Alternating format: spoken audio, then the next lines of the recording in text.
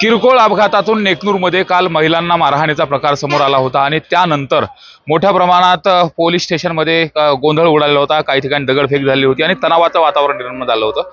त्यानंतर मात्र पोलीस बंदोबस्त देखील मोठ्या प्रमाणात करण्यात आला। संबंधित जे होते त्यांच्यावरती गुन्हा देखील दाखल करण्यात आलेला आहे। मात्र त्यानंतर आजचा जो बाजार नेकनूरचा आठवडी बाजार आहे तो देखील बंद करण्याच्या संदर्भामध्ये निवेदन देण्यात आलेलं होतं आणि तशा पद्धतीने आज आपण पाहतो हा जो बाजार आहे तो शुकशुकाट पाहायला मिळतोय। मात्र रात्री जनावरांचा बाजार प्रसिद्ध नेकनूरचा बाजार आहे, काही व्यापाऱ्यांना न समजल्यामुळे ते जनावरं घेऊन आलेले आहेत।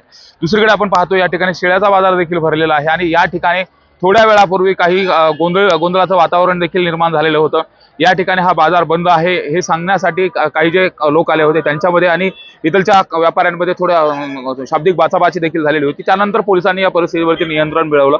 मात्र नेकनूरमध्ये आजही तणावपूर्ण शांतता आपल्याला पाहायला मिळते। मोठ्या प्रमाणात पोलीस बंदोबस्त देखील तैनात करण्यात आलेला आहे। दंगल नियंत्रण पथक हे पोलीस अधीक्षकांनी नेकनूरमध्ये पाठवलेलं आहे। तर रात्री झालेल्या दगडफेकीच्या घटनेनंतर चक्क पोलीस स्टेशनच्या समोर ही अशा पद्धतीने दगडफेक झालेली होती आणि त्यानंतर घडलेल्या प्रकारामुळे आता नेकनूरमध्ये तणावपूर्ण शांतता असल्याचं आपल्याला पाहायला मिळतंय।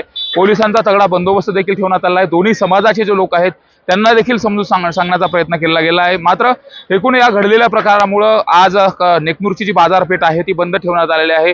एकीकडे बाजारपेठ आणि बाजार आठवडी बाजार हा मोठ्या प्रमाणात असतो, लाखोची उलाढाल यामध्ये होत असते।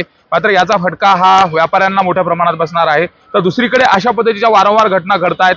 त्याचबरोबर हा राष्ट्रीय महामार्ग आहे, या राष्ट्रीय महामार्गावरती असलेली अतिक्रमण ही देखील काळजी द्यावीत। मोठ्या प्रमाणात रस्त्यावरती गाड्या लावल्या जातात, हॉटेल व्यावसायिक असतील, त्याचबरोबर छोटे मोठे टपरीवाले असतील, हे देखील रस्त्यावरती गाड्या लावतात आणि त्यातून अपघाताचे देखील प्रकार घडतायत आणि अशा किरकोळ घटनांचं पर्यवसान हे मोठ्या स्वरूपाच्या वादामध्ये, मोठ्या स्वरूपाच्या दंगलीमध्ये घडत असल्या कारणानं या संपूर्ण प्रकरणावरती आता जे कोणी दोष आहे त्यांच्यावरती कारवाई करावी अशी देखील मागणी केली जाते। काल झालेल्या वादाच्या प्रकारामध्ये जवळपास 11 आणि इतर 15 ते 16 जणांविरोधात गुन्हा दाखल करण्यात आलेला आहे। काही जणांना अटक देखील करण्यात आलेली आहे। तर मारहाणीचा जो प्रकार घडला होता त्या प्रकरणात देखील गुन्हा दाखल करण्यात आला आहे। त्यामुळे एकंदरीत जर बघितलं तर आज बीडच्या नेकनूरमध्ये तणावपूर्ण शांतता असल्याचं पाहायला मिळते। पोलीस परिस्थितीवरती नियंत्रण मिळवायचा प्रयत्न करतायत। दोन्ही जे बाजूचे जमाव आहे त्यांना देखील समजून सांगायचा प्रयत्न करतायत।